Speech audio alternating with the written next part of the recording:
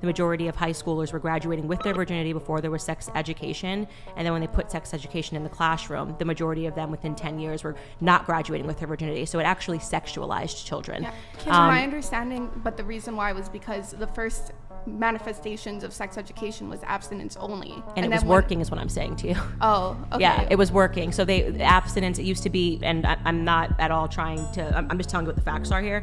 When abstinence was the cultural simulation, when everyone said you should be abstinent, you should not have sex before marriage, that idea was permeated throughout culture. It was reflected in culture. There were no sex ads. There weren't people naked on the internet, and people lived their lives. It was considered a big thing, to lose your virginity. You were actually considered someone that maybe a guy wouldn't want to marry because you lost your virginity. That was the cultural understanding, in the 50s and the 60s. And then in the 70s, you had this fourth wave of feminism that reared its ugly head and started associating sexual promiscuity to freedom, and things completely flipped.